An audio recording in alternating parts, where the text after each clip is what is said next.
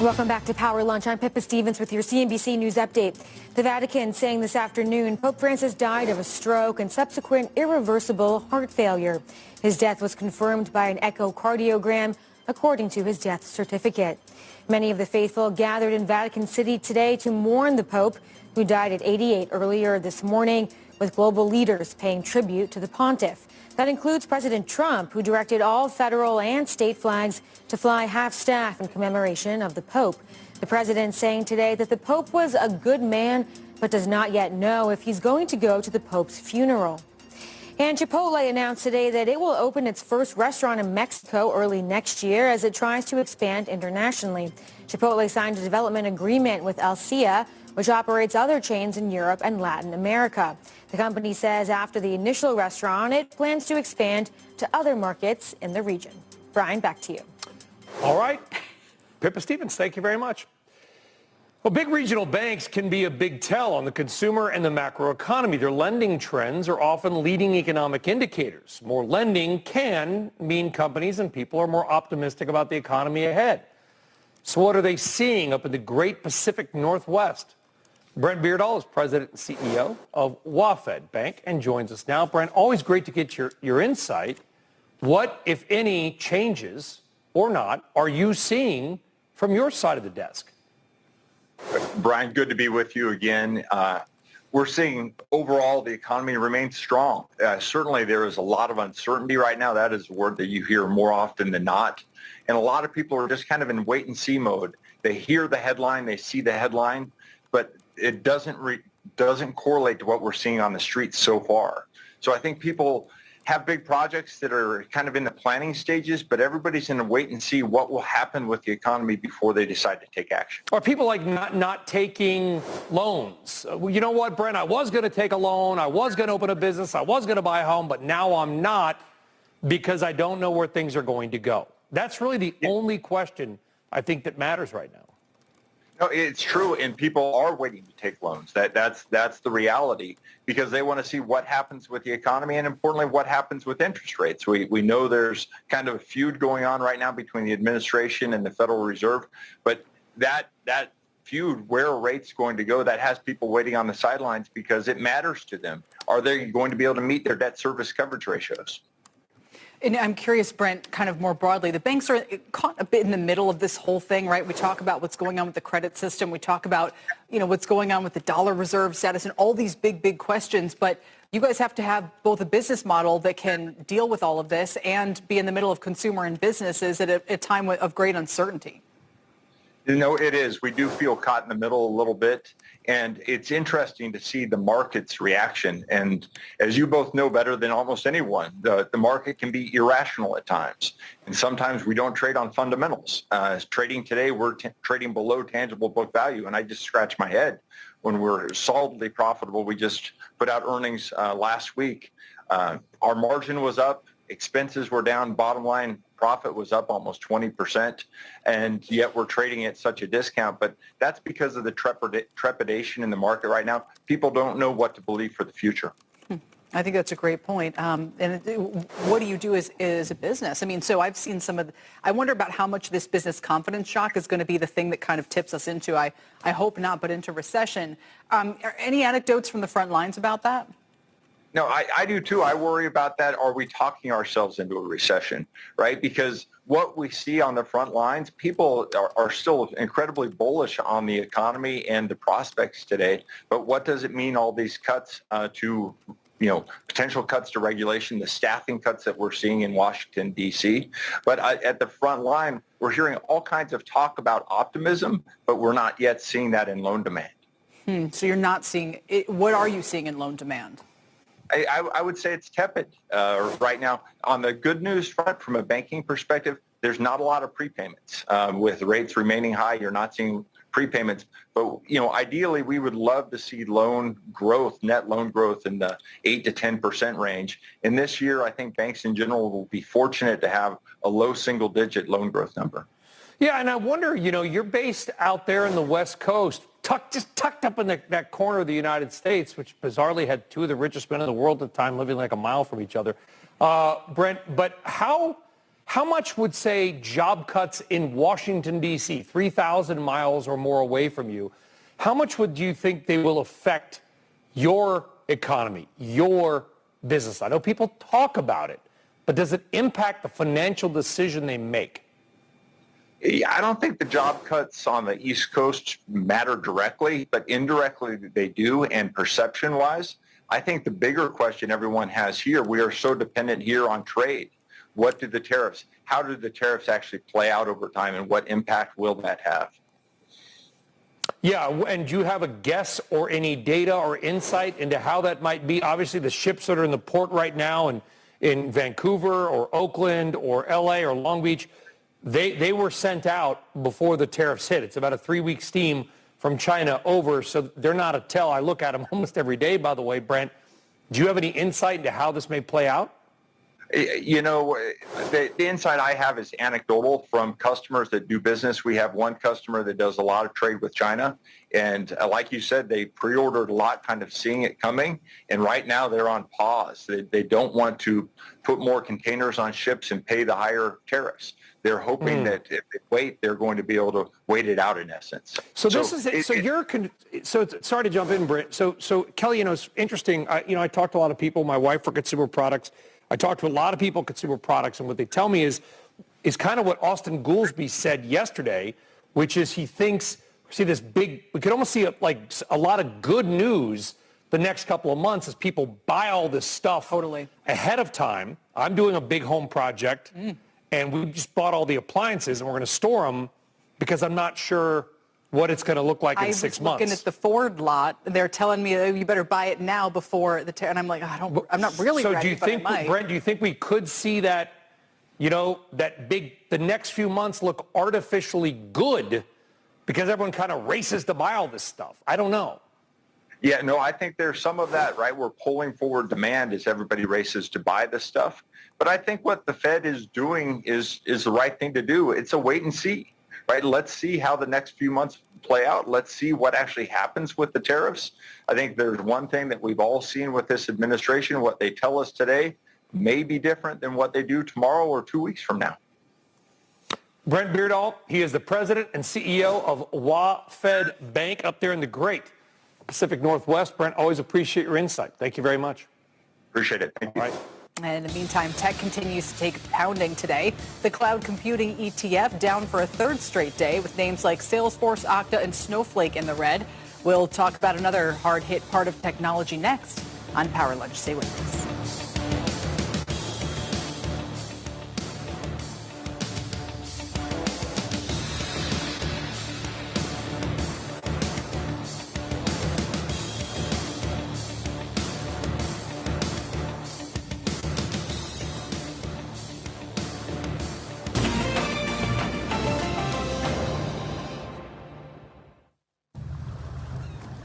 We empower those who act.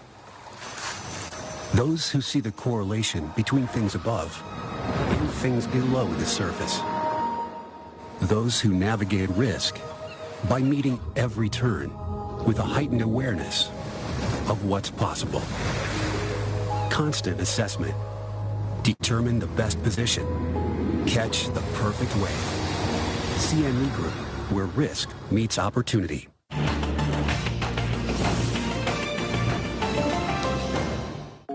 What inventions have transformed humanity?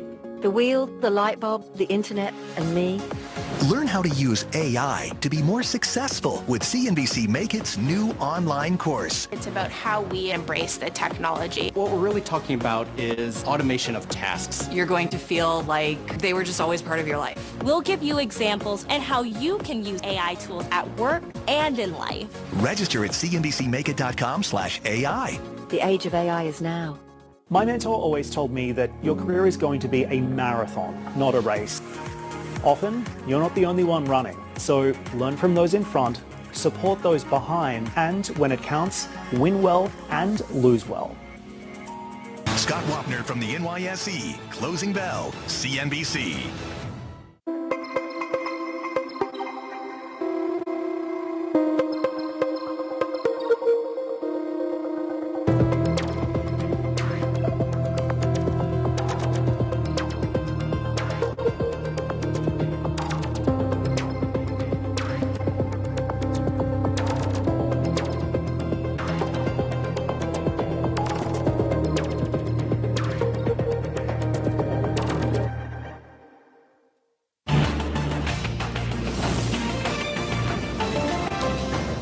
Power lunch with the NASDAQ underperforming again today. Chip stocks, that's where we're seeing a lot of selling pressure with NVIDIA down 6%. Broadcom, AMD, and Marvell all down as well. Christina Partsenevelis has more on why these stocks could be, continuing to, you'd think, well, they've got a long-term growth story. That's a place to flock to safety, but not so much. Unfortunately not, which at least makes my job interesting. But the fall today is really driven by two major factors. First, you talked about it, the ongoing anxiety around tariffs and then export control, specifically for chips, which could be scheduled as soon as May 15th. That would be the AI diffusion rule. And then we're also seeing fresh concerns about capital expenditure cuts in the tech industry. And what I mean by that is Wells Fargo just raised a red flag over the weekend about Amazon pausing some of its data center leases. This comes despite Amazon CEO stating earlier this month that the company wasn't planning on pulling back data center construction. Amazon has not responded to CNBC just yet. But this potential slowdown really follows Microsoft's announcement just last week that they're tapping the brakes on their data center expansions. So the real impact here and why I bring it up is because that means less spending on chips and hardware across the board. And it's telling right now that Skyworks and Microchip are really the only two positive names performers today out of the 27 companies in the SMH Semiconductor Index, which you're seeing on your screen is down nearly 4% itself today. NVIDIA, the third most actively traded stock on the NASDAQ, though volume still remains below its 30-day average. The stock really falling, you mentioned it, Kelly, down 6% after Reuters reported that Chinese tech giant Huawei is preparing to ship advanced AI chips as early as next month in China. So this comes after President Trump's new export restrictions effectively locked NVIDIA out of selling its chips to China. That would be the H20s. And ironically, helping China's homegrown chip market. And so that's what's weighing on the stock today. Right. And as much as I express some surprise that this is where the selling pressure is, you could argue that the whole market has been under pressure because these parts that were formerly so strong have been weak, kind of going back to last summer. Correct. And so if anything, there's been just this shift away from larger tech. You can take your reasons if it has to do with interest rates, the uncertainty around tariffs. But now even the CapEx debate is a major concern because so many of these hardware players rely on the hyperscalers like AWS, Google, Meta to spend a lot of money and build out their AI infrastructure. If they're starting to slow down, then that's going to obviously have a trickle effect across the industry. And there's concerns going into earnings this season that the pain really won't be felt from the tariffs until the second half of this year. I know that's a story for across the board, but really comes home with the chip sector and demand pull-through. I'll just throw that in because you guys are just talking about it earlier. We're seeing some demand pull-through. So that's people ramping up, buying some hardware before tariffs. Well, we just talked about with appliances or cars or whatever. I think, honestly, this is the most important story in the stock market, equal to tariffs, Christina. I know Kelly talked about it with Deirdre in the 1 o'clock Eastern Time show. We traded on it for 2 years. Suddenly we're like, maybe it's going down. Yeah. Christina Partsenevelis, thank you. You're always more than No. Bye-bye. Bye. Thank you. All right, up next, your trader revealing some stocks that you might want to consider buying right now as the mega cap stocks, like the market, all fall. We're back after this.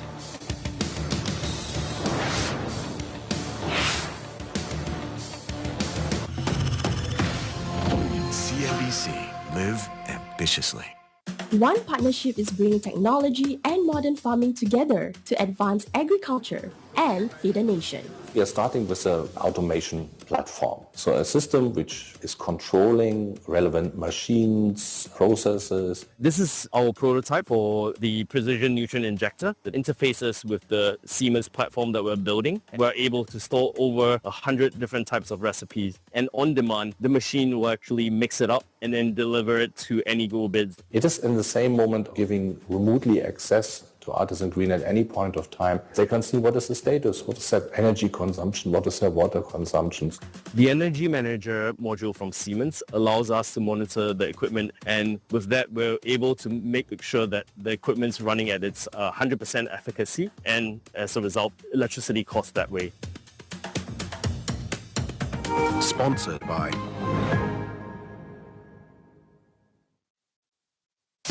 Wake up to Squawk Box Asia as we set the agenda for Asia's Business Day. I'm Martin Sung in Singapore. And I'm Sherry Kang in Hong Kong, bringing you breaking news, in-depth analysis, and the stories behind the numbers. Stay ahead with the insights that you need to succeed. This is where business leaders and visionaries come together to shape the future. Now live from Singapore and Hong Kong. Weekday mornings, CNBC.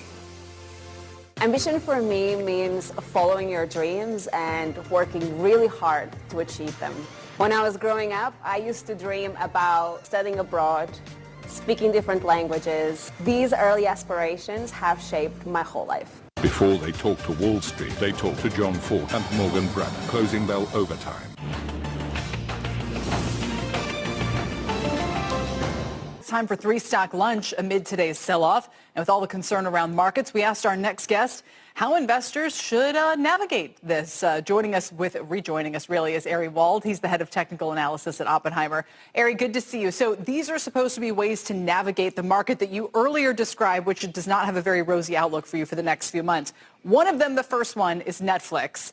We've heard this from a few others as well. I mean, the fact that they're up 10% year to date, very impressive. Do you think it still has plenty of room to go here?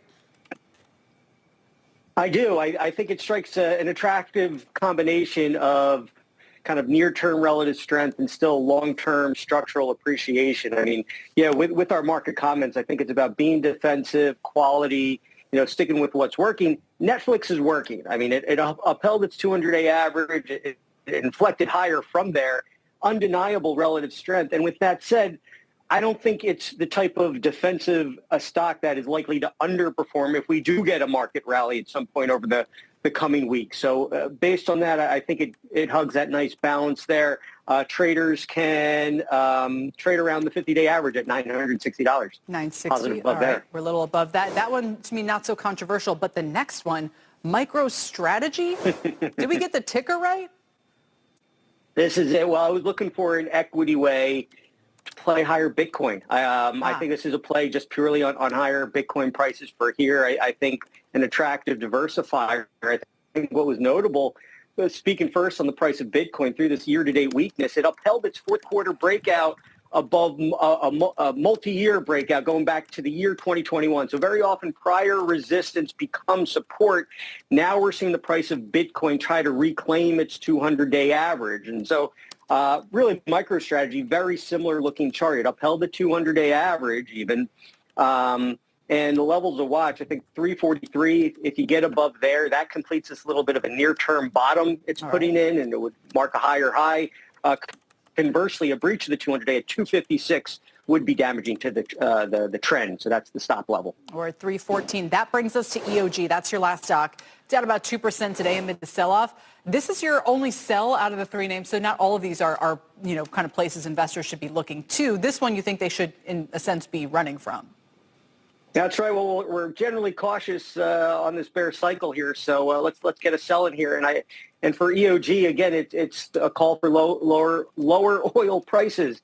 Looking at the price of West Texas crude oil, that was a significant breakdown below multi-year support at $65. I think that pretends lower, and there's risk to $50 for the price of oil. And with that said, I think there's vulnerability and risk in exploration and production names in particular. If you look at the share price of EOG Resources reversing lower from a multi-year topping pattern, really just getting going. So we see downside risk into the mid to low $80. Ideally, you like to sell it closer to 118. That was the April 4th gap down, but even at current levels, poor risk-reward balance. It's at 107. I don't want to say you're pounding the table, but a big word of caution there about oil prices, except for those of us who drive. Maybe it's time for me to get the transit. They're talking low to mid-50s potentially in the Permian Basin, and then what does that do to production? Does that cut it off? Because it just doesn't make the economics work as much. We're going to get somebody. All the oil CEOs are keeping their head down right now, which I get, but we'll get a private company operator on the show soon, I promise you. Looking forward to it. That's Ari, call that a tease. Ari Wald with Oppenheimer. Remember, recap every three-stock lunch using that QR code, or just go to CNBC.com for more. All right, coming up, the moment you have all been waiting for. We're going to reveal the draft order for the 2025 CNBC Stocks Draft, which is on Thursday. But the order of said draft will be up next.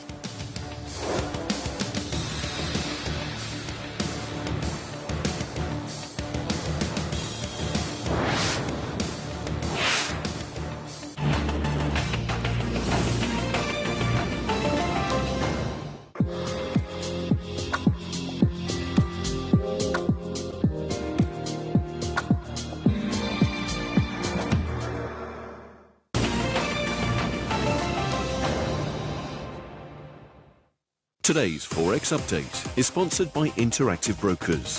150 markets, 33 countries, 27 currencies.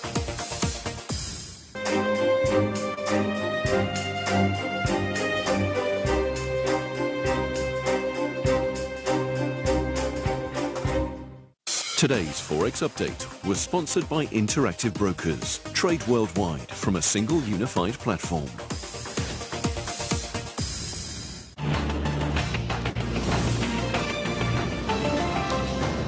If you're really ambitious, you don't think about the end goal. You're too busy thinking about the process of getting there and the growth that you need to achieve. And nothing can beat that. Scott Wapner from the NYSE. Closing Bell, CNBC.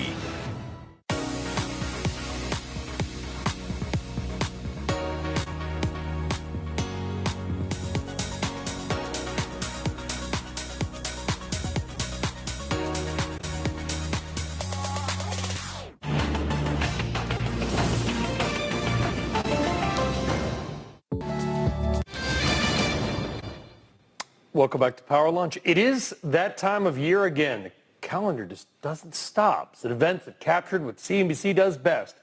Big name guests, the hottest stocks, and an exciting market environment.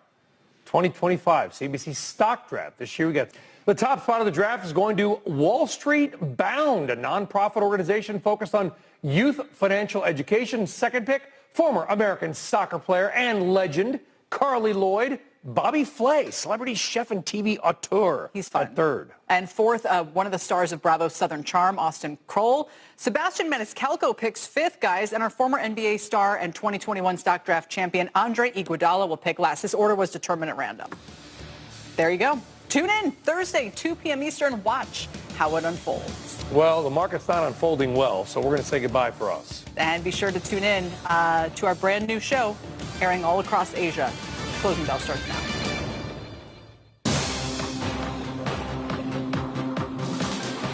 All right, guys, thanks so much. Welcome to Closing Bell. I'm Scott Wapner, live from Post 9 right here at the New York Stock Exchange. This make or break hour begins with yet another major sell-off as this final stretch gets underway today. Let's show you the picture with 60 to go in regulation. Red all over the place on more concerns about the president's trade war, his escalating attacks on Fed Chair Powell, all of it making the markets uneasy yet again. Bonds selling off, the dollar hitting its lowest level in some 3 years. Gold and Bitcoin are up. Not much else is, though. It does take us to our talk of the tape. What might end what some say is a buyer's strike of U.S. assets? First, let's go to the White House and get the very latest from Megan Casella. Megan? Hey, Scott, a number of moving pieces at the White House here today. The most notable being that we are expecting executives from 4 top retail companies. That's Walmart, Target, Home Depot, and Lowe's, all here this afternoon for a meeting with the president. Now, White House officials have confirmed the meeting this afternoon, but they would not say exactly what officials will be discussing. We can, of course, expect that tariffs are on the agenda. All 4 companies dependent to varying degrees on imports from abroad. Now, the meeting does come as the president has said that he would be willing to talk with companies about these tariffs, and it comes just after he posted on social media over the weekend that businessmen who criticize his tariffs are not only bad at business, he says, they're also bad at politics. 2 other topics this afternoon, Scott. On trade generally, I am told that negotiations are still ongoing, of course, with a number of nations, and that a couple of those, maybe 1 or 2, are close to being done but not finalized just yet. The White House does believe, though, that those first announcements, once they come, could bring sort of a domino effect that they believe will boost the markets, but a lot of wait and see as we wait to see how much more we get potentially this week, maybe next. And finally, the president once again going after Fed Chair Jerome Powell earlier today, pressuring him to lower rates, calling him both Mr. Too Late and a, quote, major loser. And Scott, I've been told by an official here not to read this post as an escalation, but rather a continuation of the president airing his grievances as he did last week. This official told me the president is studying the idea of firing Powell, not going further than that at this point. Scott? All right, Megan, thank you for that. Megan Casella at the White House. While the president's persistent pounding on Chair Powell continues to weigh on sentiment, our senior economics correspondent Steve Leisman is here with more. So it's good to see you. You heard Megan's reporting.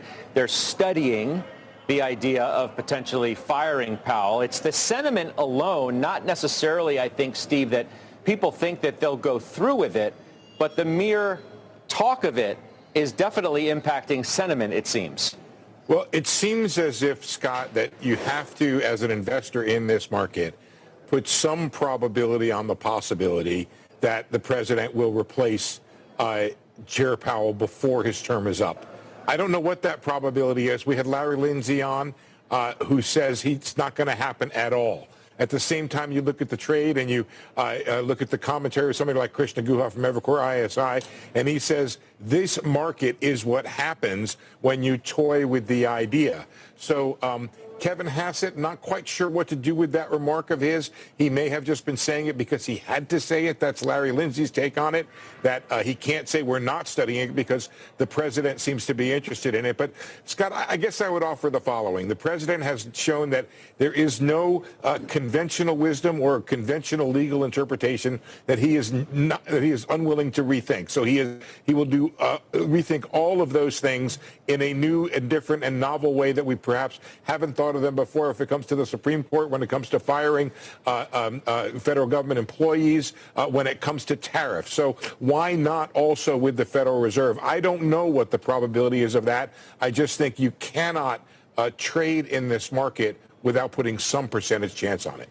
I'm just wondering what you also think about this idea of the so-called sell America trade, where people look at what's going on. They're unnerved by the trade war. They're unnerved by what they hear from the president regarding the Fed chair and how direct it is and how escalated it's all become. And they're selling stocks, they're selling bonds, they're selling dollars. And how you think that's playing within the halls of the Fed? Well, I think that it shouldn't be taken that far, Scott. I think if you're a money manager anywhere in the world, you still need to be putting money into the United States. It's still going to be a number one destination. That said, we know that global trade patterns are being disrupted and will be disrupted by the tariff situation. So what does that mean? It means that some amount of money is not going to China and is not going to come back into our bond market. There's some possibility China will be reducing its flows or reducing its holdings of those bonds or U.S. dollar assets, as well as other countries that did a robust trade with this country. And that comes at a time when it does not appear on the other side that the budget from the Trump administration or the one being discussed in Congress right now will reduce the deficit. So there is no change in the need for us to finance our deficit. At the same time, we're foreclosing an option that was available to us from overseas. How much is that? Nobody really knows. I think what's happening now, Scott, is not necessarily the selling wholesale of U.S. assets, but it's a reduction in the status of U.S. assets from the primacy that they've held, but not really coming off the top the way it has been in the past. I appreciate your insight on that, Steve. Thank you. Steve Leisman, our senior economics correspondent. All of this adding up to a perfect storm of pessimism lately about U.S. stocks. For more on that, let's bring in Adam Parker. He is the founder and CEO of Trivariate Research and a CNBC contributor. It's good to see you. I mean, you've been making the point that you've been feeling sort of worse and worse about the position of U.S. stocks. You'd like that to change, but it just hasn't. Yeah, I think, look, there's nothing better than if you can be a contrarian bull and then be right. And you and I have talked about that in the past, but it's really hard when there's this much uncertainty, when the earnings estimates are way too high. They're always too high, but they're way too high. And we haven't seen any of that behavior yet where stocks that are missing aren't going down. You asked Leisman a question I can actually give a factual answer to her. The poly market has 20 cents, so 20% chance that Trump gets rid of Powell this year. So for whatever that's worth, I think that's what you got to factor into your distribution of outcomes. You can buy it for 21 or sell it for 81 cents right now. And you and I were together election night when we learned the poly market was right a lot. But do you think, I mean, how much do you think the escalating tension on that issue is weighing on stocks in concert with all the other things that we're worried about? I do. I think that's part of today's reasoning. I think it's got to be part of today's factor. It's just more uncertainty, and we know that they don't have a great relationship. And part of what I struggle with, and I think we talked about this last week, is if there's a recovery on the other side of this, it's got to include the tax extension, less regulation, maybe some AI-proof cases, et cetera. But, there's also a belief that investors here in the U.S. have been programmed to believe that recoveries are V-shaped. And I think the reason they've been programmed to believe that is because you've always had monetary and fiscal stimulus simultaneously in most of their investment lifetimes. And what if this time the Fed isn't expanding the balance sheet and they aren't cutting a ton and there isn't incremental fiscal stimulus? Then maybe the upside isn't V-shaped, but it's kind of more of a slow grind higher. And that's what we're incorporating in our earnings outlook now, is that what I thought was 2026 earnings before, I now think it's 2027 earnings. I think we've lost a whole year of earnings growth because the policies have already happened. The further we go out on I guess I would call it the negativity curve, does it lessen the chances for a quick snap on a perceived positive social media post? I would have said that, but 12 days ago you got, 10% S&P in one hour. And, if you and I went to school, they would tell us there's 10% returns in a year. So there's certainly buying power. If we start believing that we're going to resolve the spat with China in a kind way, the market will rip higher in a very short term on that news. And I think that's what people like me and investors I talk to struggle with the most. What historical period do I use to evaluate and then assume that's the current regime? I don't have one. There really wasn't a tariff war. And that's why when I look back at what happens when the dollar weakened, the playbook's been totally different, or what do I do? So I find that even though I want to be defensively positioned, I know I have to own some offense, because if we get some, tweet or whatever, the market can be up 10% in 1 hour. So I have to figure out, is it bombed out alternative asset managers where I take a shot? Is it, semiconductors where, a lot of them are down 30 to 50% from highs, and that's about an average semiconductor correction. And maybe the fundamentals are bad, maybe China's a problem, maybe inventory is high, but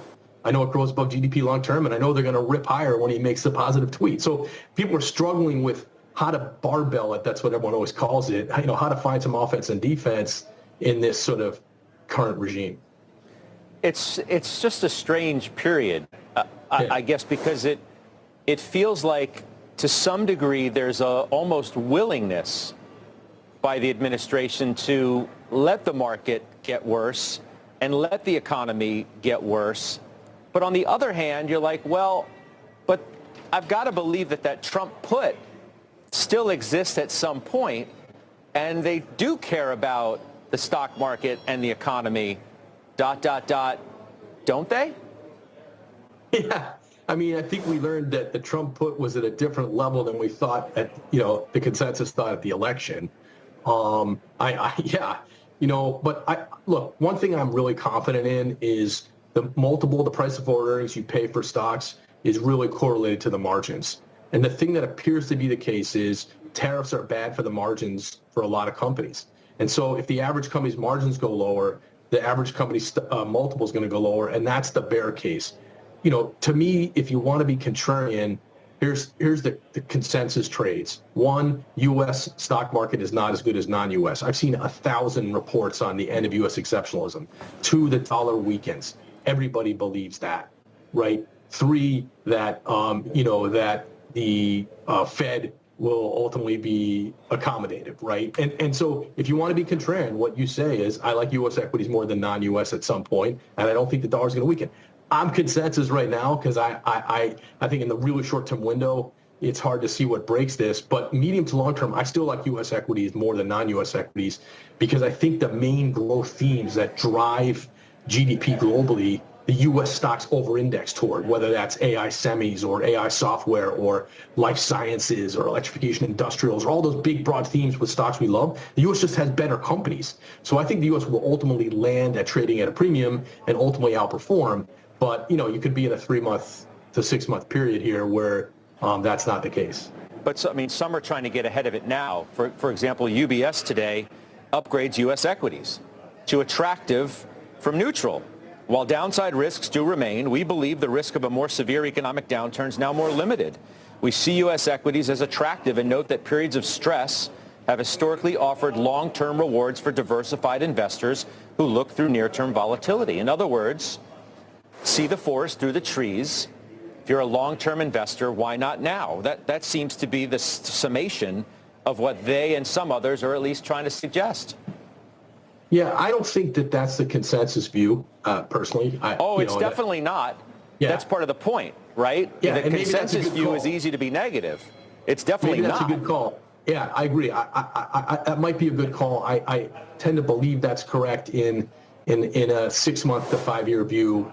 I'm a little more tormented in the next 6 months just because I could see the case where, we still have some things we got to deal with. The budget deficit, the dollar, the tariffs, China, et cetera. And I think if you're a CEO of a big company, damage has already been done. I think the only thing that we're trying to figure out is how big is the lagged effect between the damage that's done and when it hits earnings. I was surprised, I think we talked about it last week down at the stock exchange, that the bank earnings were better than I thought. I didn't think we really saw anything, 90-day delinquencies are getting worse, or we've seen a slowdown. They kind of said things were okay, and that made me think either there's a bigger lag effect than we thought, or maybe Q2 earnings aren't the trough. Maybe it's Q3. And if Q3 earnings end up being the trough, the market's got a big leg lower still, and I don't want to get too aggressive yet. Let's bring in Malcolm Etheridge now of Capital Area Planning Group, Abby Yoder as well of JP Morgan Private Bank. Malcolm's a CNBC contributor. It's great to have you both. Welcome here to Post 9. What do you make of what you heard, and how does it mix, if at all, with your own view? I mean, so there was a lot that went on there that we talked about. But I think the last point on having this contrarian U.S. view resonates at least with me. Like, I think everything that we've just heard about what could hurt U.S. corporates, right? Like uncertainty.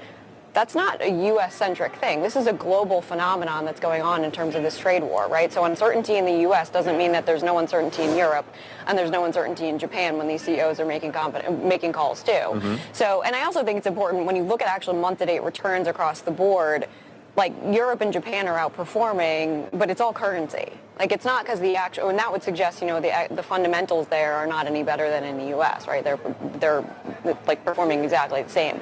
So I think when I do think the bets have all gotten way too bearish on the U.S. and isolating this because it's emanating from the U.S., but this is a global phenomenon, and companies around the world will feel the pain from this trade war. I'm looking at an opinion piece in front of me that someone just sent me from Bloomberg. Markets are discovering the real Trump trade is, quote, sell America. I mean, I don't know.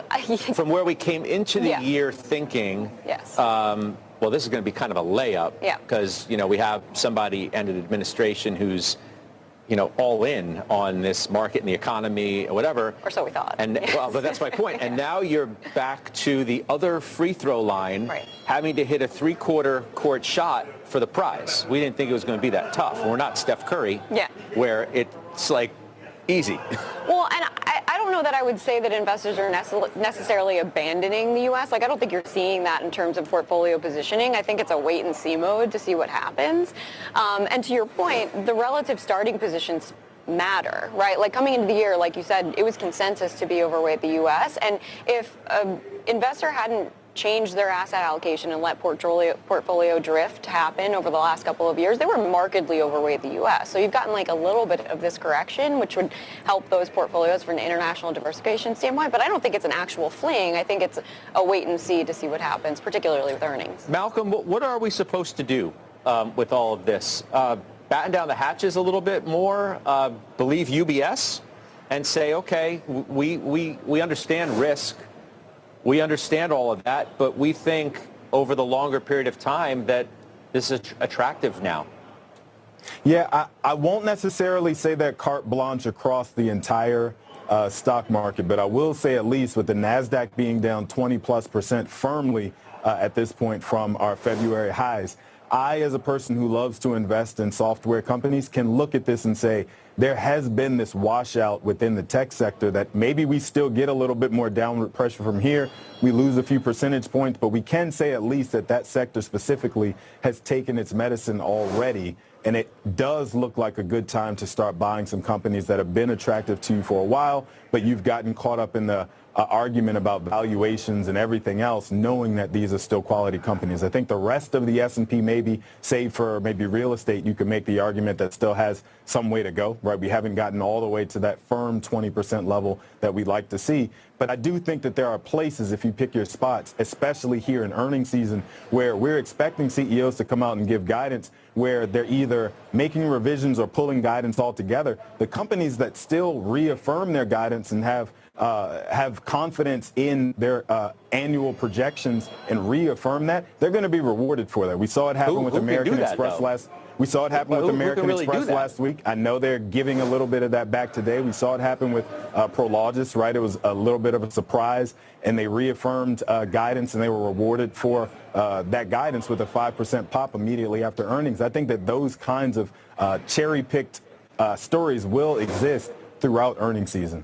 Abby, the other thing, I mean, you mentioned, earnings, and valuation may be more relevant today than at any time in the past couple of years. Like we could justify higher than historical PEs on certain stocks based on what was to come in terms of AI trade, especially related to the Mag 7. Now, we don't really know where we're going. Mm-hmm. We suspect the economy is going to get worse from here. We think the probability of recession's higher than it's been in the last handful of years, certainly post-COVID. So how can we justify where valuations are today if we don't know where the end game is, but potentially it's much worse economically than now? Well, look, markets are forward-looking mechanisms, and I think April 2nd was peak uncertainty in our view, and so we got down to 18 times, which is, historically where you see trailing 12-month earning multiples trough when you're in this type of market environment. Even recession, though? Yeah, on a trailing basis, okay. Right? So, and let's say on a forward basis, it was 18 and a half, which is in line with the 10-year average for the S&P, and given the changing constituency and the fact that, we really do still believe in this AI trade that's going on, that, does garner higher multiples, just given the change in the makeup of the index. I mean, I think to your point, the way we're reflecting that and the way that we're thinking about our outlook is the range of outcomes has gotten wider. We've heard this from a couple of companies when they've reported too, right? Like you're just in an environment where the range like gets United gives two outlooks. Yeah. I mean, when have you ever seen that? I know, but look, these companies are being rewarded for being honest. Like there's an element of okay, we are uncertain. Acknowledging that environment, I think, is being rewarded in terms of the outlook for these companies. And so that's the range of valuations. Like we were coming into this year thinking that we were going to see compression in valuations anyhow. This maybe widens that range. We were thinking 21 times, say it 19 to 21 times, depending on our number. Malcolm, the other thing, if you look at what's happening within tech, there seems to be a view, and there certainly has been, that this trend is so durable that barring some really unforeseen economic turnaround or turn back, that the amount of money that the hyperscalers are spending on, NVIDIA's products and data center is not really going to slow. Maybe there was a little call into question about that a week or so ago with Microsoft, and now there's a note out midday from Wells Fargo talking about data centers and AWS from Amazon going on pause. That's the headline of their note. Not to current spending, but to new data center investments.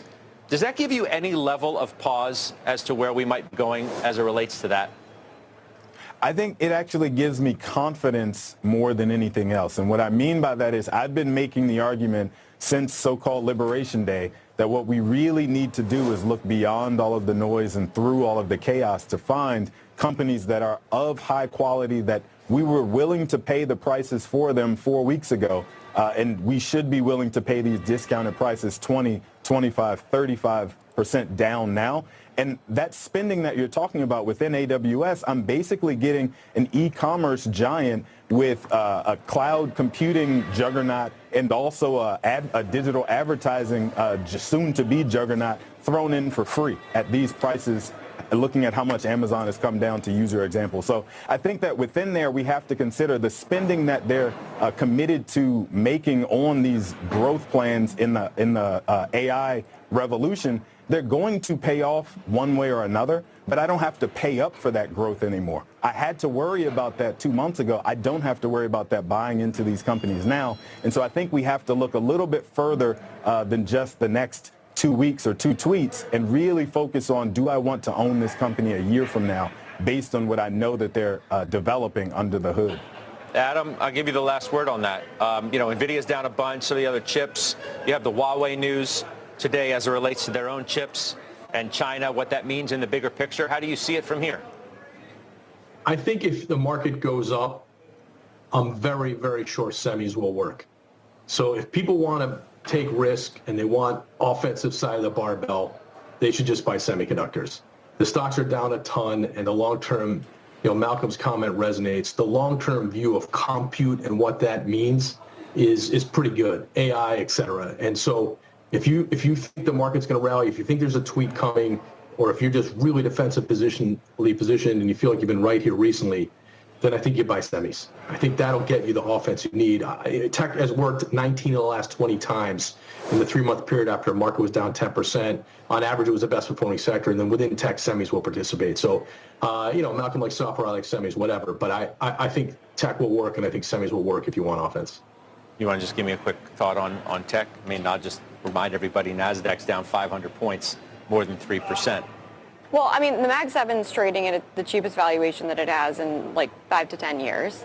And when we're talking about this spend and whether or not it gets pulled back, I think the other way that you can think about it is if that does happen, the free cash flow profiles of these companies becomes much more attractive as well, right? There's a ton of cash that these companies have, how they're spending it. They've already invested a lot in terms of innovation R&D. I think that's something to keep in mind in terms of the pullback in spend as well. We will leave it there. Abby, thanks. Adam, thank you. Malcolm, we'll see you soon as well. To Christina Partsinevelos now for a look at the biggest names moving into this ugly-looking close in front of me. Christina. True, and I'm going to continue on that theme. TD Cowen just cut Kava Group's price target amid the broader fast casual dining slump, but don't count them up just yet. Despite trading at premium valuations, analysts still see substantial upside for the Mediterranean chain with its impressive, 24% projected revenue growth for the coming year, but shares are down over 6.5%. Uber in hot water with the FTC, which filed a lawsuit today accusing the company of misleading customers about its Uber One subscription. The agency claims Uber didn't just make it hard for users to cancel their memberships, but also charge them without proper consent. Shares are down almost 4%, Scott. Okay.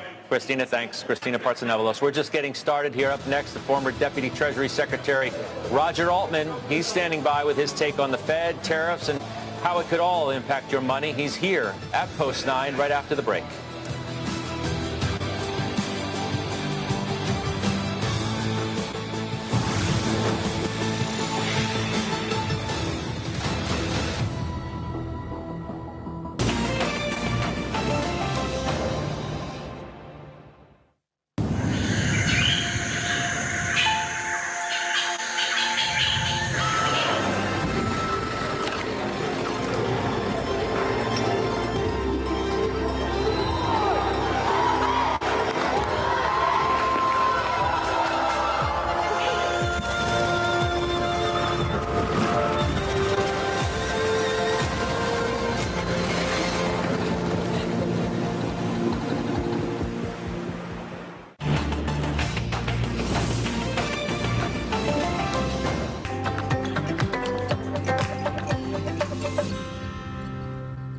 CNBC has the most affluent audience in television, and my job is to tell viewers how the wealthy make it, spend it, and give it away. I grew up in upstate New York. Both my parents were artists, so we didn't have money, but they taught me to appreciate beauty and also see things a little bit differently. For a lot of people, their ambition is to get wealthy, but money itself doesn't have any meaning. It's how you make it and what you do with it that gives it purpose. One Partnership is bringing technology and modern farming together to advance agriculture and feed a nation. We are starting with an automation platform. So a system which is controlling relevant machines, processes. This is our prototype for the precision nutrient injector that interfaces with the Siemens platform that we're building. We're able to store over 100 different types of recipes. And on demand, the machine will actually mix it up and then deliver it to any go bids. It is in the same moment giving remotely access to Artisan Green at any point of time. They can see what is the status, what is their energy consumption, what is their water consumption. The Energy Manager module from Siemens allows us to monitor the equipment, and with that we're able to make sure that the equipment's running at its 100% efficacy, and as a result, electricity costs that way. Sponsored by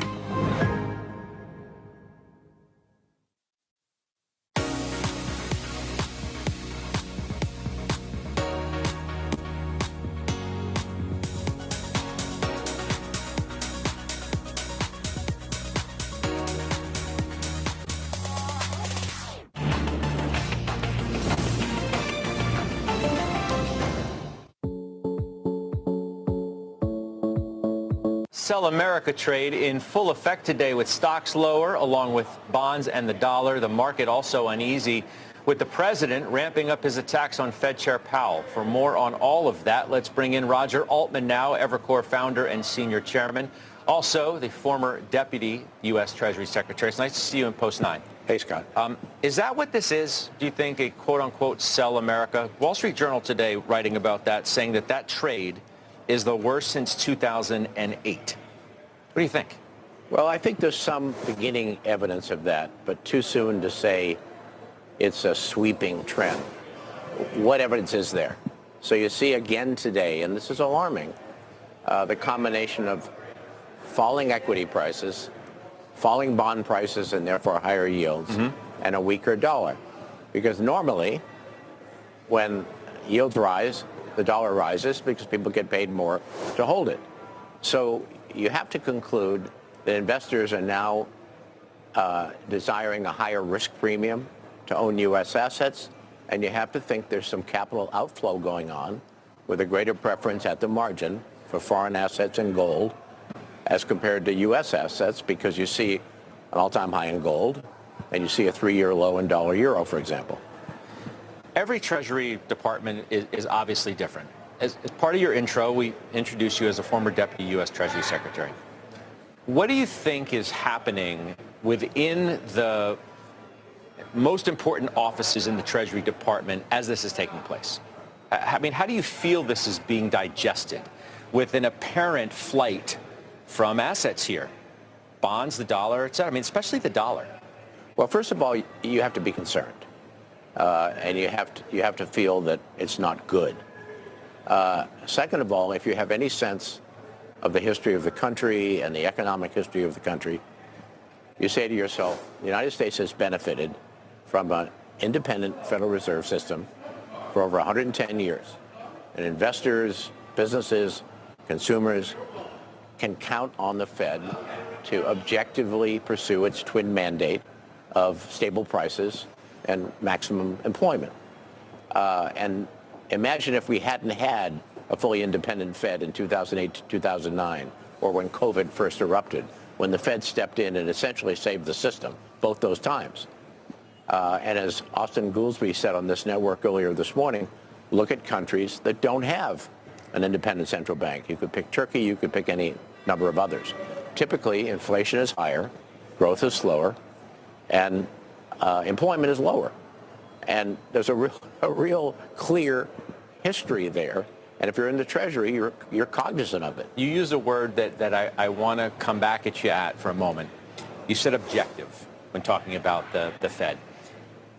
Independence and objectivity are two different things. There are some who suggest that this Fed hasn't been objective at times, that they've been political. And that's one of the criticisms that the president has had against Jay Powell, I think, including in today's social media post. How would you respond to that? Well, I myself have not noticed or detected a political element to the Fed as long as Jay Powell has been the chairman. Has the Fed been perfect? No. When inflation first surged following the eruption of COVID, he described it as transitory, and it turned out to be anything but transitory. And then the Fed had to catch up, as we all know. We're all familiar with that mistake they made. So the Fed isn't perfect. I mean, anybody, including them, can make bad judgments. But I haven't noticed the Fed during his tenure Cutting close to the election? To be political. I really haven't. You don't think cutting close to the election this time sort of got you into, a little bit of an area of concern? I mean, that's what some critics have suggested. I understand, but if you go back and read the research on the Fed last year, for example, Krishna Guha, fortunately, is at Evercore, and I think he's the best Fed watcher there is. And if you were to go back and read his commentary in 2024, including at the beginning of the year, you see what he predicted, and that last cut of the year, it was consistent with what he was seeing in the early part of the year. It wasn't a last-minute political thing. Now, has the Fed ever considered politics in its 13-year history? Probably has. I can remember when I was first in the Treasury, Arthur Burns was then the Fed chairman, and a lot of people were critical of Burns for being too political. So maybe there have been moments when the Fed has tilted politically, but I don't think they've been egregious. And I think most people would say, over its history, the Fed has lived up to its independence. Do you worry about the president actually trying to fire Chair Powell? I do. I do worry about it because President Trump is a decisive guy, and often people don't take him seriously when he threatens certain things, and often he turns out to follow through and do them. The tariff war being a good example of that. So I do worry that he might do that. What do you think the market reaction would be? Extremely negative. Extremely negative. And today tells you that because even the threat has investors fleeing for the hills. Powell has been asked multiple times, obviously, whether he would leave if the president tried to fire him. He said emphatically no. You think that's true? I do, but with a level of hesitation. Well, I don't know Jay Powell well enough personally, and I shouldn't say I don't know Jay Powell, so I really don't know how he would act at that moment. But I suspect he would be good to his word to resist it, because he would be thinking about the history of the Fed, and he would want that to go to the courts and have the courts hopefully rule that the president doesn't have the legal right to do so. So I would strongly suspect he would follow through and resist. How closely are you watching that Supreme Court case then, which is really all about the ability of the president to fire the heads of quote unquote independent agencies? Well, a lot of these controversies, whether it's this one involving the Fed and other independent agencies, whether it's the president's ability to impound money that's already been authorized and appropriated by the Congress, or whatever else it is, are going to end up in the lap of the Supreme Court. And some of these cases, like the one I just mentioned on impoundment, are going to be monumental cases. Really historic. And the court is going to be on the hot seat. I really appreciate your experience and your insight. Thanks for sharing it with us. Thanks for having me. Roger Altman of Evercore. Right here, Post 9. Up next, Tesla shares slipping again ahead of its earnings report tomorrow. We'll tell you why and what to watch for now from those numbers. We're coming right back on the bell after this.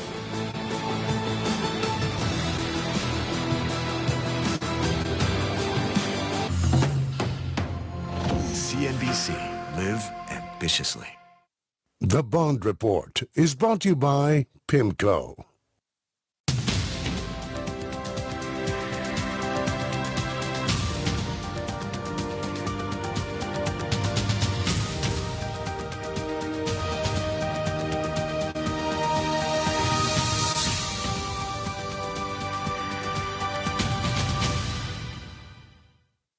The Bond Report is brought to you by PIMCO.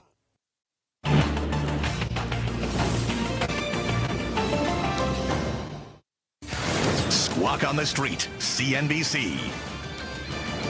In the age of digital disruption, get fresh business perspectives on the fast-changing world of tech, innovation, and startups from one place. CNBC.com/technology. I've always had an ambition to do something I loved. I actually got my degree in hotel and restaurant management, but I had a thing for numbers, and that's how I got onto Wall Street. I became a trader. I traded all different kinds of asset classes. The energy in a newsroom, when there's a big news day out there, feels a lot like the energy on a trading desk on Wall Street.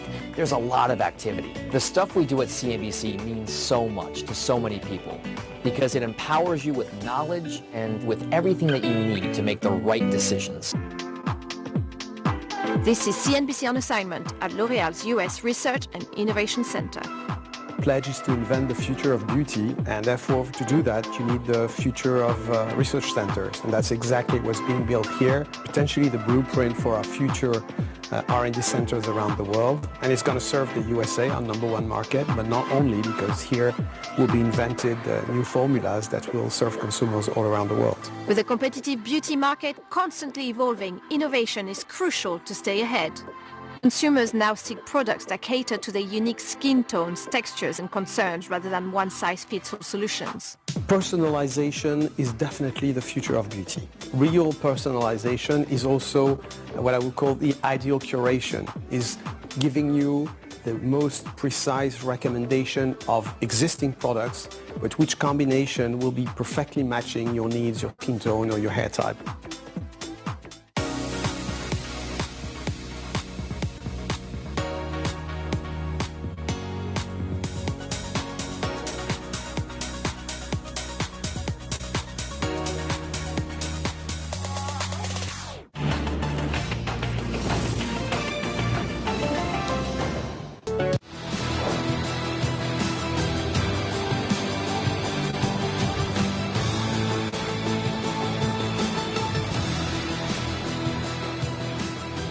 Dow still red by 1100. Screen looks a little bit different, doesn't it? We want to introduce you to CNBC's newest subscription streaming product, CNBC Plus. And on your screen right now is our CNBC Plus data feed, which includes the latest headlines. You can stream Closing Bell and all of your favorite CNBC shows anytime, anywhere, and also on demand, and we hope you will. Meantime, Tesla shares, those are probably on your screen somewhere throughout this day, of course. Ahead of its earnings report tomorrow, the stock's selling off pretty hard today. Phil LeBeau, what's going on here? Well, plenty of issues will be front and center tomorrow, Scott, and nobody's terribly optimistic about what they're going to hear. Let's start first off with Q1 profit margin. Will it be squeezed, and by how much? That's going to be front and center in terms of the Q1 results. There's also the question of the robo-taxi rollout. Still happening in June, in July? When will it happen? Will we get details there? And what is the company's guidance when it comes to 2025 deliveries? Will they be lower according to the company? Remember, Q1 deliveries were down 30 galleries or at service centers, and a lot of it revolved around Elon Musk's role in the Trump administration. Which brings us to the other thing that many people will be focusing on tomorrow night. When Elon Musk is on the analyst conference call, what does he say about his commitment to continue working with the Department of Government Efficiency? Are his Doge days numbered, or is he likely to say, look, on X date, I plan to be done with the Trump administration? All of this, as you take a look at shares of Tesla since the Trump election in November, raises the question that a lot of people are also wondering about.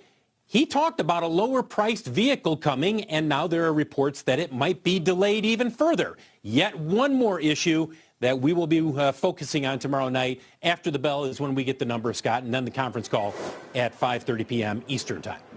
All right, we look forward to that. Phil, thank you. Phil LeBeau. Up next, gold surging to another record. More on that massive move when the closing bell comes right back.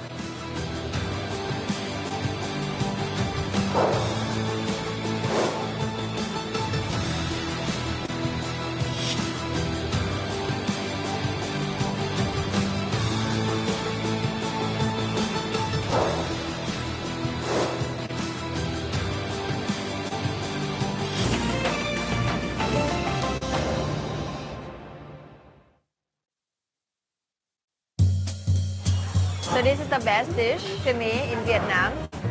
Good childhood flavor. Hi everyone, my name is Thủy Tiên and welcome to Ho Chi Minh City. Lotto is the name of the game, just like bingo in America. Vietnamese people drink coffee every day. If you drink the Vietnamese coffee, you can recognize the difference in the Vietnamese Robusta beans. It's a very strong, very resilient beans. Bitter.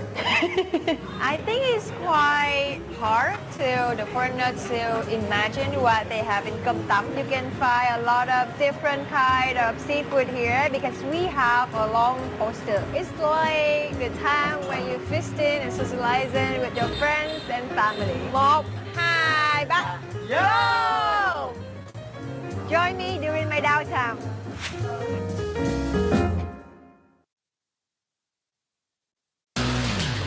The power plays are here, breaking down the markets with updates and deep dives. What's moving now and what's next for your money? Sarah Eisen, Carl Quintanilla, Money Movers, weekdays, CNBC.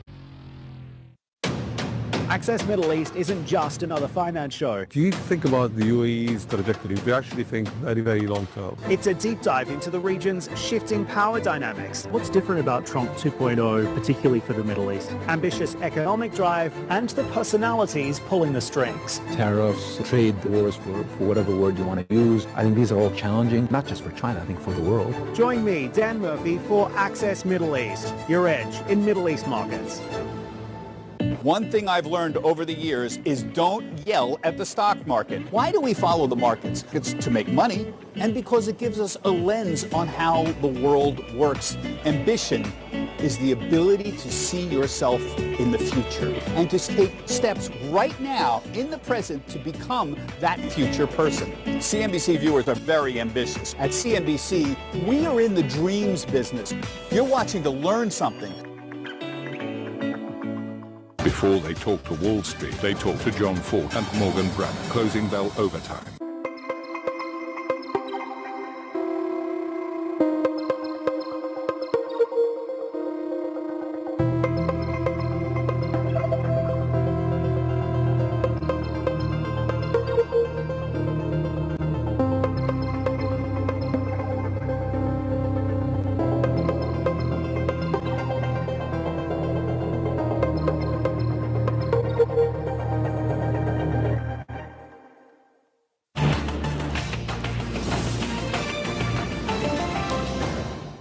Let's get back now to Pippa Stevens for a look at the big move in gold today. Yet again, straight up into the right is what this chart pretty much looks like every day. That's right, Scott. Gold's hitting its 24th intraday record of the year and officially crossing above its inflation-adjusted settlement high from January 1980 as the safe haven rush continues and the dollar slumps. Investors are still buying, with B of A's latest flow show report showing a record $8 billion inflow into gold last week, topping all other assets. And Goldman saying that gold is still at an attractive entry point with a year-end forecast of $3,700. Now, most of the fund flows have centered on gold itself, but the miners also getting a boost from gold's rally, with the GDX hitting a 13-year high today. Agnico, Wheaton, Anglo Gold, and Kinross all up more than 50% this year. Scott? All right, Pippa, thank you. Pippa Stevens. Still ahead, NVIDIA shares are sinking as we head towards the close today. We break down that and how the rest of the chips are faring today when we come back.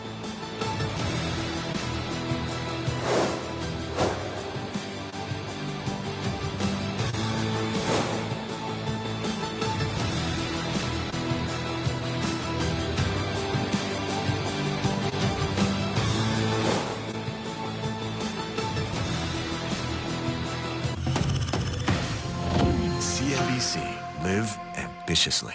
Stuff like that. That's no problem. Come to me. No.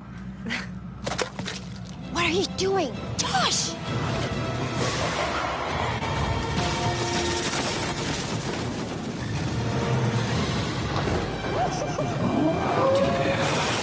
Dude, where did you go? You have got to see this. What are those claw marks?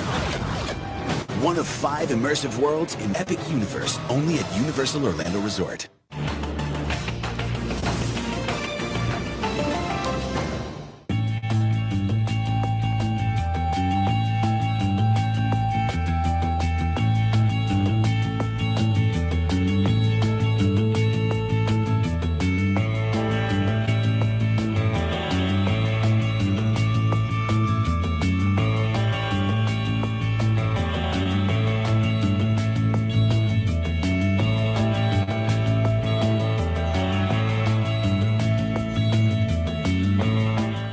One partnership is bringing technology and modern farming together to advance agriculture and feed a nation. We are starting with an automation platform. So a system which is controlling relevant machines, processes. This is our prototype for the precision nutrient injector that interfaces with the Siemens platform that we're building. We're able to store over 100 different types of recipes. And on demand, the machine will actually mix it up and then deliver it to any go bids. It is in the same moment giving remotely access to Artisan Green at any point of time. They can see what is the status, what is their energy consumption, what is their water consumption. The Energy Manager module from Siemens allows us to monitor the equipment, and with that we're able to make sure that the equipment's running at its 100% efficacy, and as a result, electricity costs that way. Sponsored by...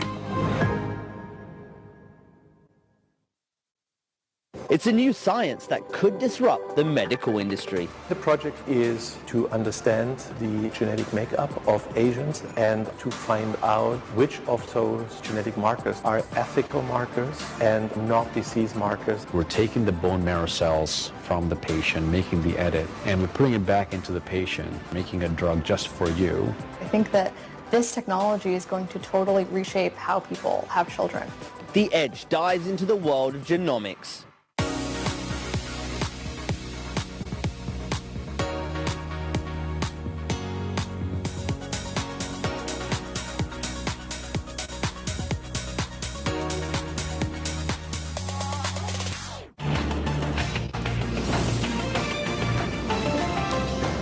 Next week, drill down on what is driving the drop in Amazon stock today. That and much more inside the market zone. Next.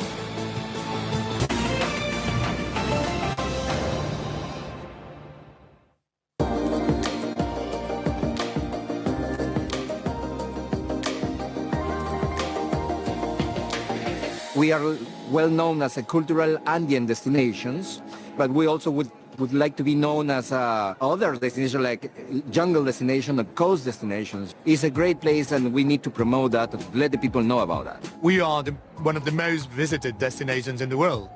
So our biggest challenge is how to distribute all those international visitors across our country. What we want is for them to discover our beautiful country, northeast, south and west, the center of the country. This is what we are really working on. Seasonality is a great challenge for us in Andalusia because actually it's a well-known destination in the world about, beach, summer destination, but no one knows about Andalusia as a real cultural destination, as a great place for coming all over the year.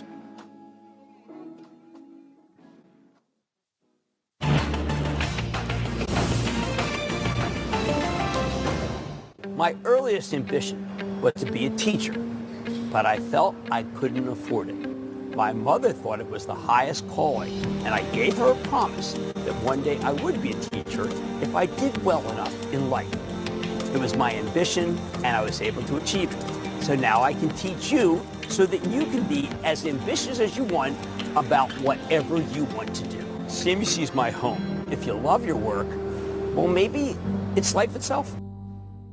The world's second largest economy is evolving fast, and you have to stay ahead. Very symbolic of the return of that animal spirit. From policy shifts to tech disruptors, the EV journey has only just begun. IPOs to global trade, booming and making their debut. Sharp analysis for all you need to know about China and its relationship with the world. We are never short of competitors, so we do know how to compete. I'm Emily Tan, reporting live from Hong Kong. Join me on The China Connection. Want to make some extra money, but not sure where to start? CNBC Make It will teach you the skills to earn passive income online. Take our new online course that will help jumpstart your business idea. Get expert advice and hear real-life success stories. Soon, you'll have the tools that you need to start your own passive income business. Learn how to start generating additional income right now. Register at cnbcmakeit.com/passive income today.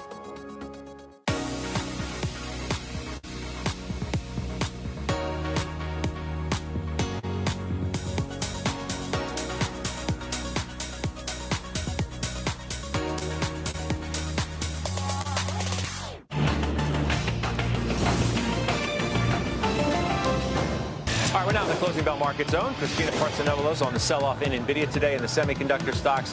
Kate Rooney with a downgrade for Amazon shares, plus CNBC senior markets correspondent Bob Pisani breaking down these crucial moments of the trading day.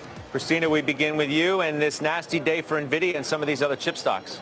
Yeah, the recent drop in NVIDIA stock price can actually be traced down to three key factors. You've got growing concerns about the tech industry's capital expenditure cuts. You've got rising Chinese competition, and then lingering fears of additional export restrictions, which are supposed to be scheduled for May 15th. That would be the AI diffusion rule. So that's weighing on tech as a whole. But Wells Fargo, you talked about it earlier in your show, they put out a note raising concerns or a concerning signal about Amazon pausing some of its data center leases, or more specifically AWS. This potential slowdown comes right after Microsoft announced last week they're slowing down their data center expansion plans and could mean reduced spending on chips and hardware across the tech sector. So that's weighing on it. Secondly, NVIDIA is also feeling the pressure after Reuters reported Chinese tech giant Huawei is preparing to ship advanced AI chips as early as next month. This development follows President Trump's new export restrictions that effectively blocked NVIDIA from selling its H20 chips directly to China, creating this ironic situation, Scott, where these restrictions may actually be boosting China's domestic chip industry. Christina, thank you. Christina Partsinevelos, a downgrade also weighing on Amazon today. Kate Rooney, tell us more.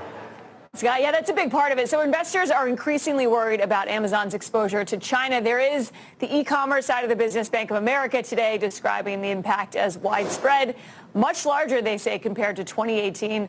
They call it a potential new ballgame for supply chains and costs over at Amazon. There's also advertising, which is what Raymond James called out today as one reason for that downgrade, and the price target cut from $195 from $275, re-rating to outperform. That was from a strong buy on Amazon. Ray J points out 30% of Amazon's online gross merchandise volume and about 15% of advertising is at this point linked to China. There is also some chatter, as Kate Parts mentioned, around AI spending. Wells Fargo today saying there has been a pause in new deals for AWS. They cite several industry sources saying that Amazon has paused a portion, at least, of its leasing talks, so it may be pulling back on some of that aggressive AI spending we've seen amid all of this macro uncertainty, Scott.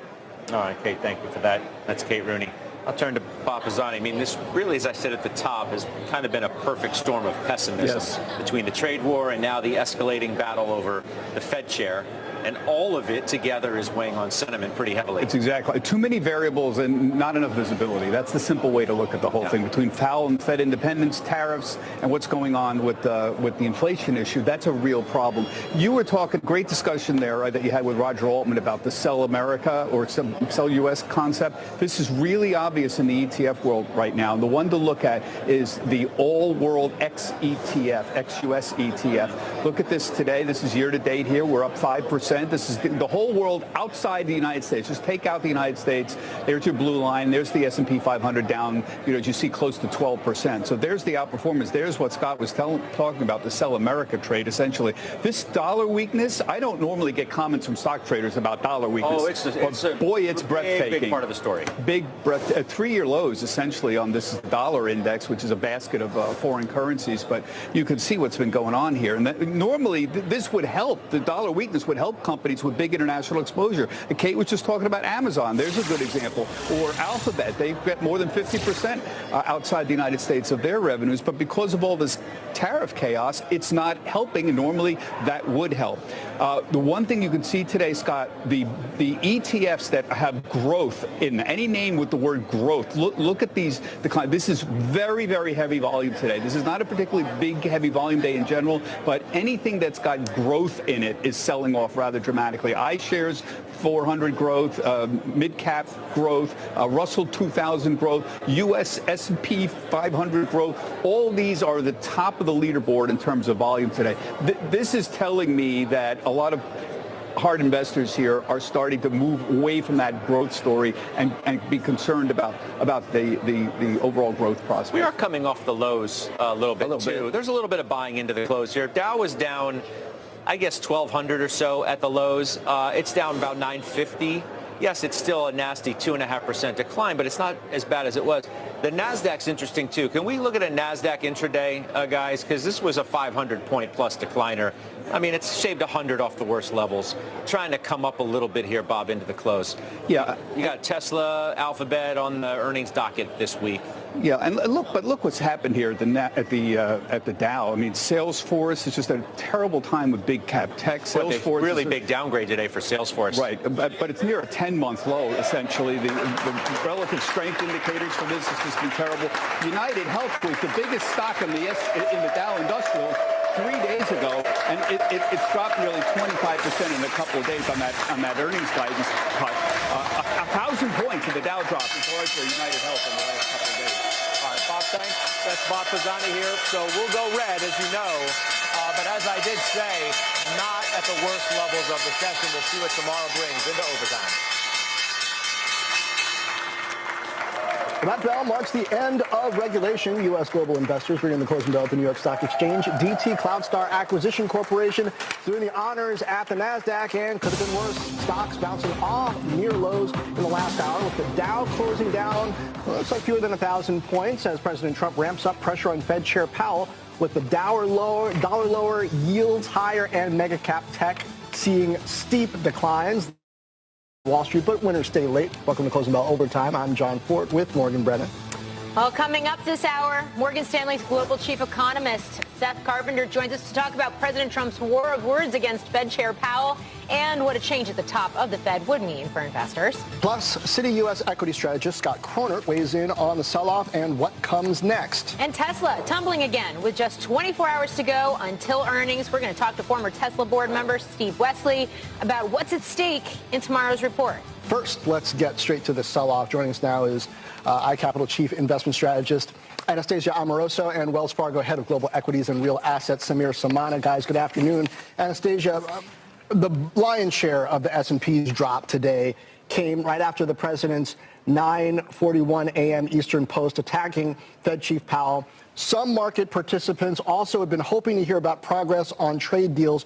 What does today's action, including the weak dollar, higher yields, tell us about investor sentiment? Right. Well, it's all about uncertainty. And we didn't need any more uncertainty coming in today because everywhere you look, we're in the midst of the earnings season. If what you hear from companies, they don't know how to parse all this tariff uncertainty. So that's the first point. You know, the second point, now we have to be uncertain about the future of the Fed independence. And so that's what the markets are parsing through. Now, I will say, John, that it's not only that, but it's also some international markets are closed today. We're still in the earnings blackout window. And, you know, we also have a bit of a buyer strike going on. So I think it's this combination of low market depth, of low liquidity, and then you've got this amplification of the uncertainty. So that's why you get the price action that's accelerated to the downside at one point. Now, I will say I don't think we quite have to say yet that the Fed is not going to be independent and the Fed chair is going to be fired. But having said that, this standoff between the two might continue. Okay, Samir, there is a school of thought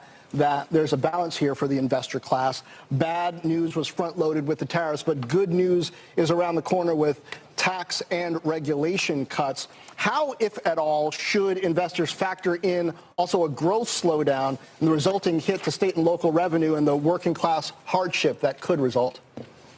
Yeah, great question. So I guess what I would say is, look, in this sea of uncertainty, let's maybe start with where the certainty does lie, right? Is we've had a VIX that's jumped north of 60. We've had, stocks above their 20-day, their 50-day, their 200-day at very low levels. We've had at one point a 20% decline, and we have very low levels of sentiment. What history tells us is, look, if you're thinking about, 1 to 3 years out, those tend to be very good buying opportunities. The tricky part is, over the next couple of quarters, we're still going to kind of be working through, to your point, kind of, tariffs and, probably, immigration and what they mean for economic growth. It probably does mean a soft patch. It may also possibly lay the groundwork for one additional rate cut, we believe. And then, probably, starting around October, November, the administration probably pivots to midterms. And I think the market probably at that point bottoms and starts to rally. So, you've got a few months here to kind of take advantage of the weakness, but there's no reason to rush out and buy stocks today. S&P 500 settling here. It looks like 5158, 5150. It's one of those technical levels, I think, because we've been playing with it, testing it. So the fact that we settled above that perhaps may be good from a technical standpoint, something we'll talk about later in the hour as well. But in general, We have every sector in the red today in the S&P, Anastasia, but it is some of those more defensive leaning sectors that continue to do better, even as we do have dollar down and yields up looking across asset classes. Is that where you want to invest in this market, into some of these more defensive areas? And if so, what are we calling safe haven, given some of the activity we are seeing across asset classes? I guess gold, that's what you call a safe haven. But, I will say for equity investors that have to be in equities, it is all about the defensive sectors. And I don't think it's just about today. It's been about this full year. And, Morgan, you mentioned technicals. Technicals do not really matter at this juncture until you have a positive catalyst emerge. And in fact, if you look at the technicals, you got the 50-day moving average that's below the 200-day moving average. Nothing good typically happens during, with the setup until you have a reversal of the momentum. Now, the thing is, I don't see the trade deals being cut imminently, and the second quarter is likely to be about companies adjusting their supply chains. And one of two things is likely to happen. Either they raise prices, which squeezes consumer wallets, or they readjust their supply chains, and maybe that they shoulder the cost of that, and that means margins get squeezed as well. So that's why it's really difficult to look at the cyclical sectors, and you have to look at sectors that have high domestic exposure in terms of revenues, but also their costs as well. And to your point, when you look at staples, when you look at utilities, when you look at real estate, those stand out as being most defensive from the perspective of that domestic exposure. So I would stick with those as kind of the core part of the equity portfolio. I will say, though, just to agree with Samir here, if you take a step back and if you look at the level of bearish sentiment that we have, these periods of time, I should say, tended to be buying opportunities. So if we're going to muddle through the short-term pain over this coming quarter, you want to take advantage of that with a long-term time horizon if you have cash to deploy in your portfolio. Samir, do earnings estimates need to come down? Probably a little bit, but they have come down. And, I think the tricky part is, unfortunately, a lot of estimates don't get revised until companies give you guidance. And as we've seen recently, you've got companies basically giving, on the one hand, on the other hand type of guidance. So I'm not sure analysts know what to do with their estimates. So I would say they're probably a touch high, but not as, as high as they were a few months ago. So I guess, Anastasia, if you're dollar cost averaging, this is the time when you need to keep dollar cost averaging, just buying a little bit of the market. Again, as you said, if you've got that cash. Right. Look, we wrote this piece a couple of weeks ago that patience is going to be required. Yes, you can step in and you can buy things on days when you really feel this technical dislocation. But I do think that investors have to realize that this is a process. This is not a moment of adjustment. This is a period of adjustment. I think this administration is so committed to this end goal, which is onshoring U.S. manufacturing. And if you take a step back and if you think about the short-term pain that we have to live through, if it actually results in long-term gain, which is maybe trade deals do get negotiated, maybe trade barriers do get dropped, and we have investment coming into the United States, which, by the way, is also supported by the corporate tax cuts, not the tax cuts, but making them permanent, and also various depreciation provisions that they're working on as well. So that's a constructive environment in investing into the United States. So if you can get through this short-term pain, I think that's what's on the other side. Okay. Anastasia Amoroso and Samir Samana, thank you both for starting the hour with us, with all the major averages starting the week lower. Well, big tech stocks getting crushed today, and more cracks in the AI narrative are adding uncertainty around some of the market's most closely followed names. Deirdre Bosa joins us now with those details. Hi, Dee. Hey, Morgan. So first it was Microsoft pouring some cold water on the CapEx story. Now it is Amazon. Two sell-side notes this morning. They say AWS has paused some of its data center leasing discussions. If accurate, that could signal a cool down in what has been one of the hottest and most resilient themes in tech amid all of the recent volatility, and that is AI infrastructure spending. Now, Andy Jassy, he did reiterate Amazon's CapEx plans for 2025, but if the company is slowing out its build in the near term, that could raise questions about demand and really whether enterprise adoption is keeping pace with all the hype. Now, this would also echo positioning from Microsoft that it may be digesting leasing deals. And if two of the three hyperscalers are pulling back, that could further shake confidence across the entire AI trade. And certainly we saw that play out in today's session. You had stocks in the AI-powered data centers, semi-trades, getting hit hard, not to mention the Magnificent Seven getting pinched by Trump's politics at home on one side, and on the other side, China's increasing competitiveness abroad. Now, this all raises the stakes for Google's earnings on Thursday, guys, as the only hyperscaler now that hasn't really walked back or any rumors of walking back CapEx plans. Investors are going to be watching for any kind of color commentary around that. So, for context, though, all of the hyperscalers are full steam ahead on an overall AI strategy. This is just a near-term question of, over the next couple of quarters, are we able to forecast anything about overall demand based on the little twitches that we might be seeing in their spending? I'm glad you asked, because demand is a totally different story. You hear from not just the hyperscalers, but the big AI players, OpenAI as well, xAI from Elon Musk. They say that demand is red hot, and that's why it's been sort of difficult for the market to digest the supply side. The idea that CapEx plans to supply the compute for more AI needed is scaled back. But again, we keep hearing sort of these noises, first from Microsoft, then from Amazon. It does sort of raise questions about that demand. They're going to say that it's hot because they want to be seen as full speed ahead on AI, and that they're distributing it and that they're big players and seeing a lot of demand. But the supply side questions do sort of raise some doubts, I think. And you know what some say, John, you hear it as much as I do. There's no killer AI app right now. So is that demand going to keep up? And then there's all these questions around DeepSeek, right? It becoming cheaper. Yes, that's going to lead to more, but do we need all the data centers that have been planned out? Okay. Deirdre Bosa, thank you. We're just getting started on overtime.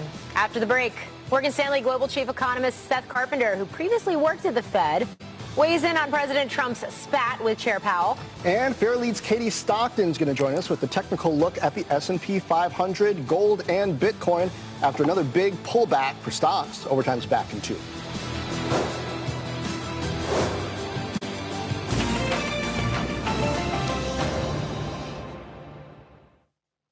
The Bond Report is brought to you by PIMCO. The Bond Report is brought to you by PIMCO.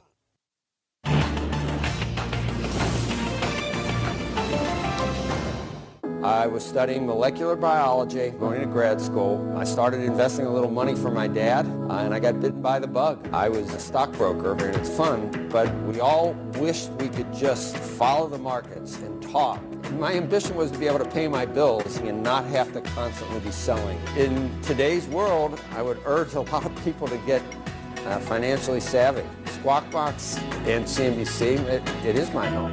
It's the greatest job in the world. On the next Converge, meet rising next generation leaders shaping tomorrow today. Keep on learning. Never be satisfied with just today's outcome. It is our responsibility to adapt. However, I think it is also important not to compromise on your values. Whatever decision we make as a